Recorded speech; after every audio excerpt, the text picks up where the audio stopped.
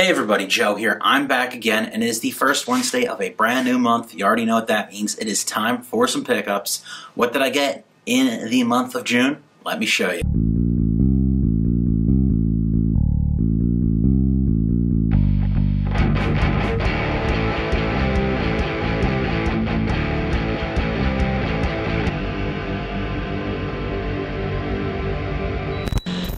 Starting right off, I actually have quite a bit to show you, so let me just jump right in. Right here in my hand are some flea market finds over the course of the month. Nothing too special right here, but they were pretty darn cheap, so had to jump right up on them.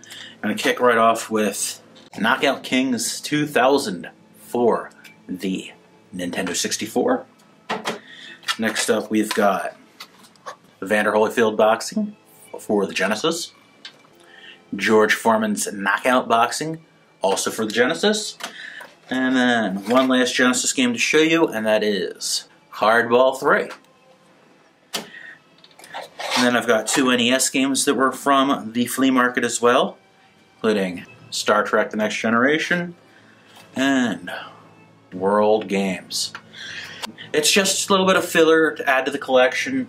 Getting pretty far along in the NES collecting. I don't think I'll ever be able to get or even afford a complete set, but, you know, I'm going to get as far as I can. Maybe fill some holes in with repros and imports and that sort of thing.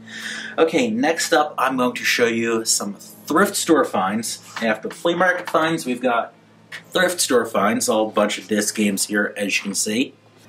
We've got Assassin's Creed 2 for the PS3.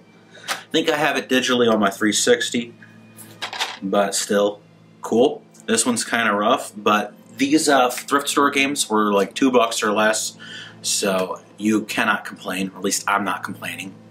Then we've got Tony Hawk's American Wasteland on the original Xbox. Next up we have Hitman on the Xbox 360. It's a little amusing seeing the two GameStop stickers on these two next games that I got from the thrift store. First of all, I paid $1.50 for both these, if memory suits, and one's got a sticker for 99 cents, the other's got a sticker for $39.99. Well, one's a pre-owned sticker, one's a new sticker, but still quite the difference. And these are Ghost Recon Advanced Warfare and Ghost Recon Future Soldier. You know, at $1.50, I mean, you can't really go wrong.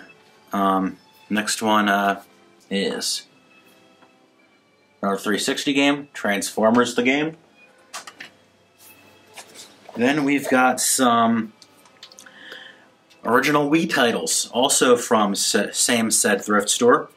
We've got Game Party, Wii Music, I heard this was a bomb, Excite Truck, and Carnival Games. Once again, all these were like $1.50, $1.99, so really kind of hard to pass up, even if they do stink or they're just, you know, junky games. You know, still could be fun to mess with even for a few minutes. And then next up, we've got the games from Too Many Games. I promised myself I wouldn't go crazy, especially with like the cheaper stuff. I wouldn't be piling up great big piles of like the cheaper NES games that I grab or whatnot. I'm just going to go quantity over quality, and for the most part I did. So let me show you what I got. If you haven't already watched, I'm going to put a link up in the iCard. Is that over here or over here? I don't remember. I'm just pointing at the air. You know where it is. It's somewhere above my head in a corner. And I've got a stack of games from Too Many Games. I start off with some NES titles here. Like I said, trying to go quality over quantity, and I think I did pretty decent. We've got ourselves North and South, Ikari Warriors 3, The Rescue, Fist of the North Star, and Defenders of Dynatron City. All these games I got for nice little chunk of money, less than what the going price is elsewhere for. Also, I did haggle a little bit with these, with pretty much everything I bought at Too Many Games. I did a little haggling with the exception of like 2 or 3 things. So all in all, I did pretty darn good money-wise on all of this stuff. Next up, I'm going to show you a couple of regular Famicom games. First, we've got plain old original Tetris. And next up, I've got another Famicom game. One of the awesome people that I got to say hello to at Too Many Games ran into Linda, aka the Gamer Girl. She gave me one of her cartridge sleeves. This is actually meant to be like a Genesis sleeve, but a Famicom game does fit in here.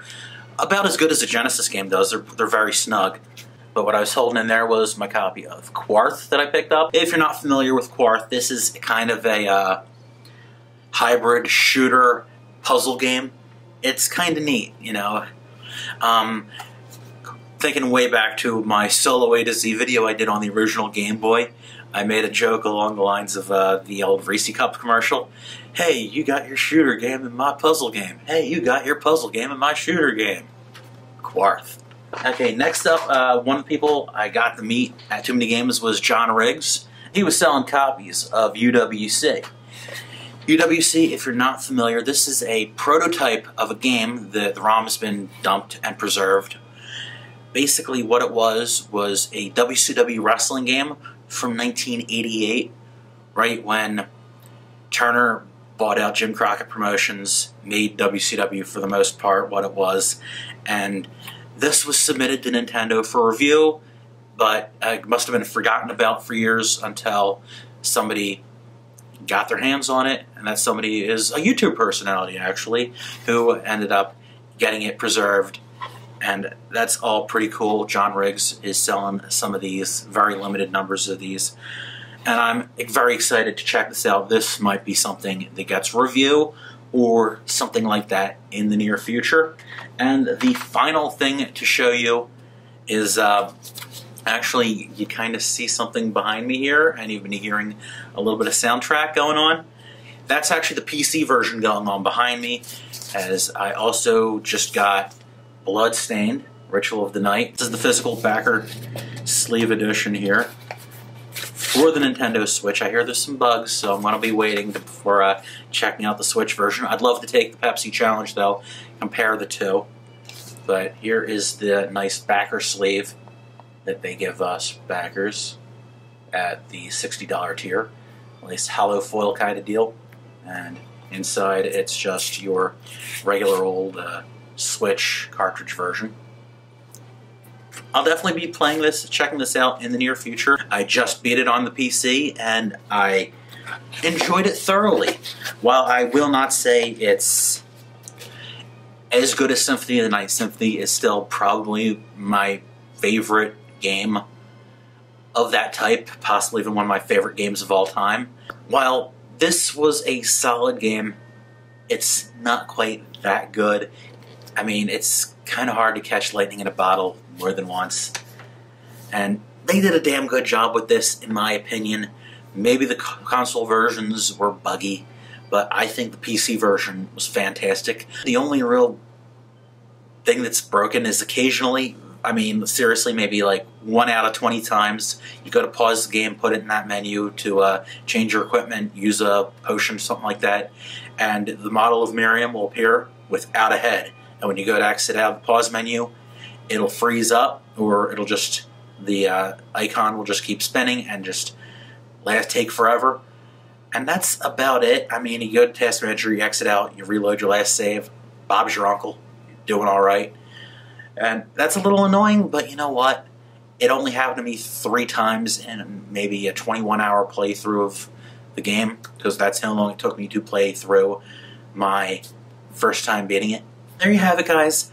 That is what I bought in the month of June. Well, I can't really say Bloodstained something I bought in the month of June. That's actually something I bought 4 years ago. But it's great to actually have a physical copy in my hand now, on top of seeing the game and having played the game now for a week. But anyway, now I'm rambling. Thank you so much for watching. See you next time. Take care.